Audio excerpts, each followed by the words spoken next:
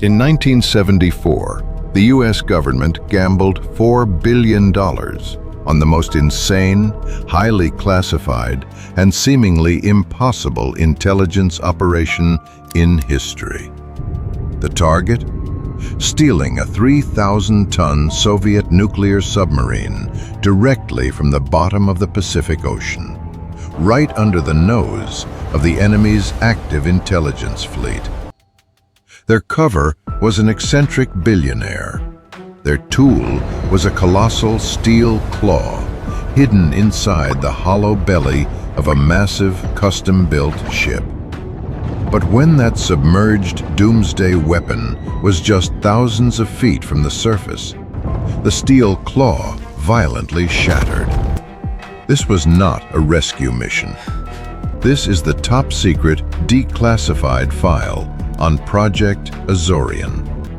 To understand how the United States government ended up dangling a Soviet submarine over a 3-mile deep trench, the timeline must go back to the freezing, unforgiving dark of March 1968.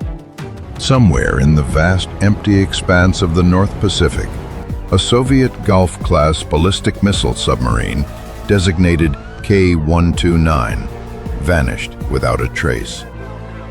Inside its pressurized steel hull were 98 men, 3 fully armed nuclear ballistic missiles, and the highly classified cryptographic codebooks that secured the entire Soviet military machine. When the submarine missed its scheduled radio check-ins, panic set in. The Soviet Northern Fleet launched a massive, desperate search operation. But the ocean is vast, and it keeps its secrets.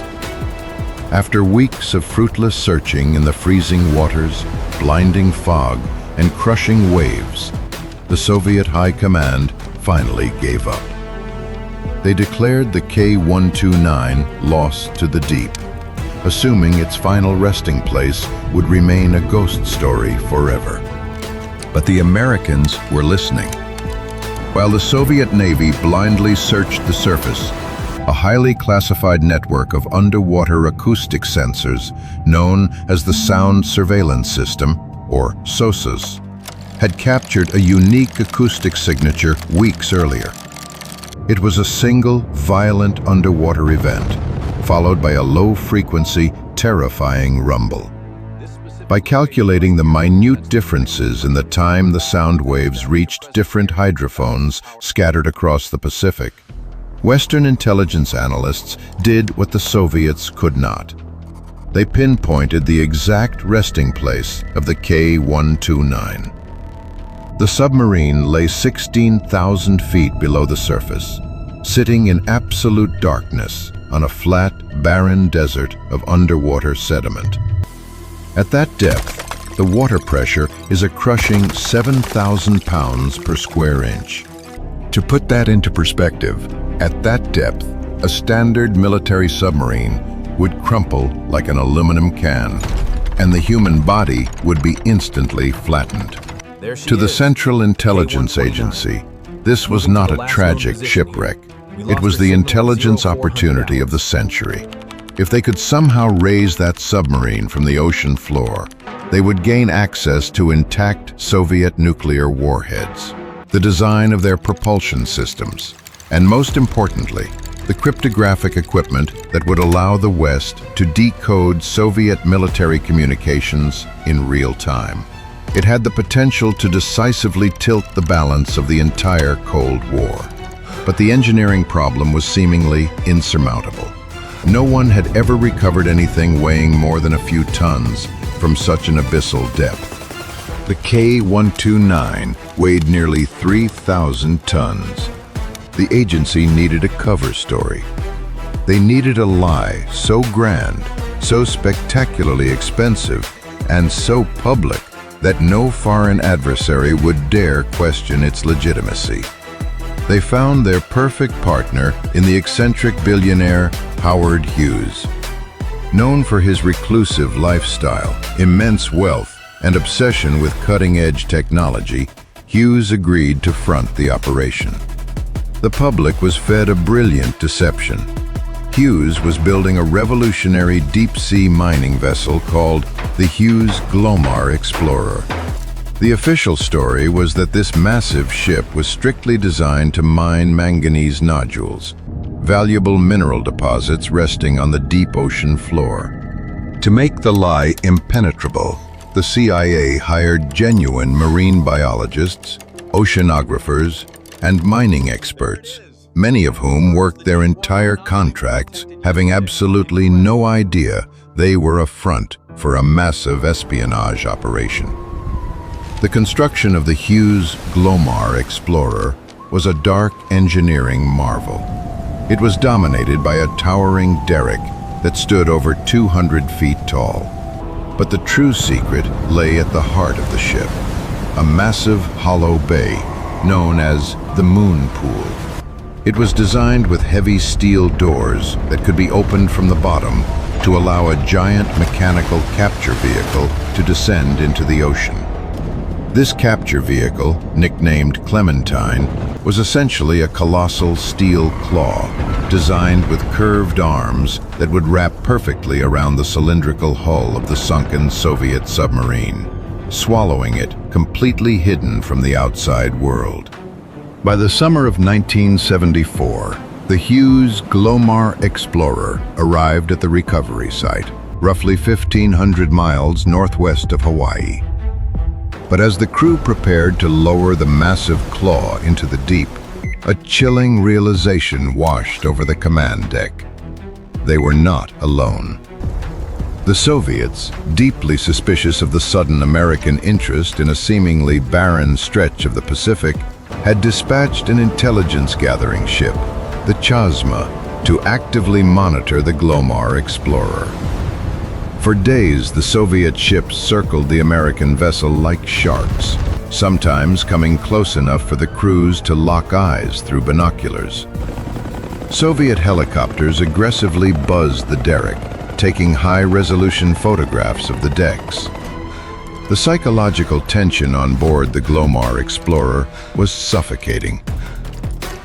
The American crew had to maintain their cover as innocent deep-sea miners, casually sunbathing on deck and throwing garbage overboard, playing a deadly game of charades, while beneath their feet, the most audacious espionage operation in history was actively underway.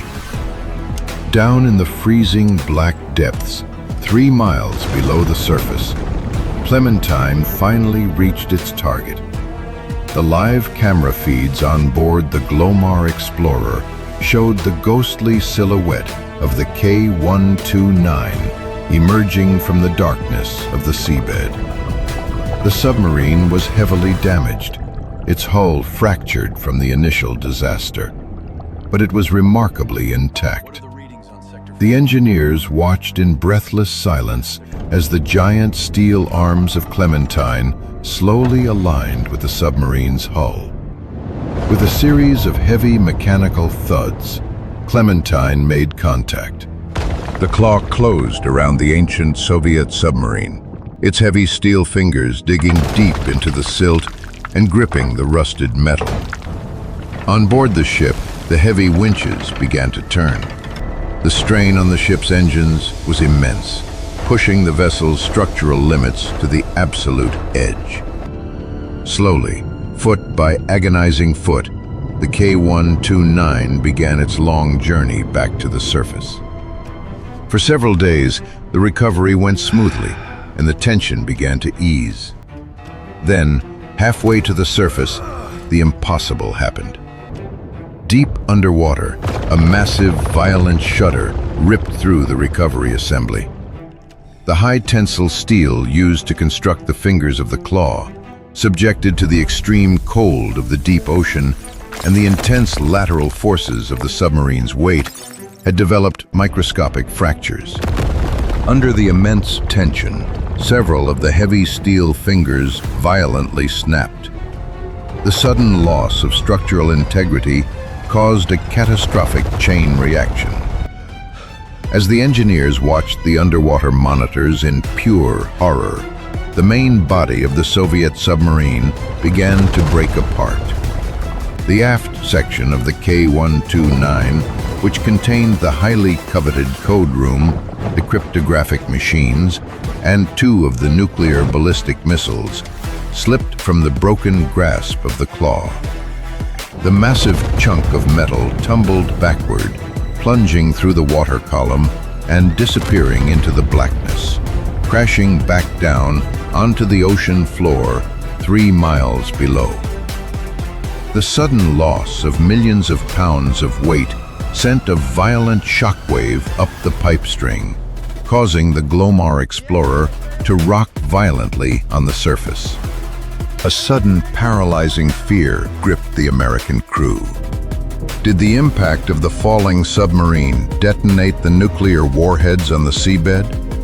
Would a massive underwater explosion rise up from the depths to vaporize their ship? Seconds turned into agonizing minutes. The engineers held their breath, but the ocean remained silent. There was no explosion. With the claw heavily damaged, the mission leaders made a split-second decision to press on and haul up whatever remained in the broken grasp.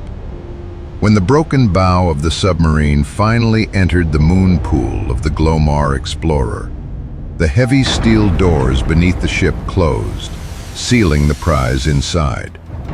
The truth about Project Azorian was eventually leaked to the press, forcing the CIA to famously declare that they could neither confirm nor deny the existence of the project, a phrase that has since become a legendary legal precedent known as the Glomar Response.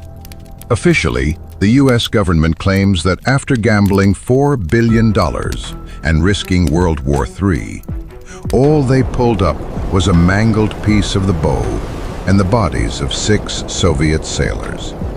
But ask yourself, does the CIA really accept failure that easily? Or was the shattered steel claw just a brilliant, pre-planned second cover story to hide the terrifying fact that they successfully secured the entire Soviet nuclear codebook? Do you believe the official historical record, or do you believe in the perfect lie? Drop your theories in the comments below, and don't forget to subscribe to the Modern Ledger to unlock the shadow files they don't want you to see.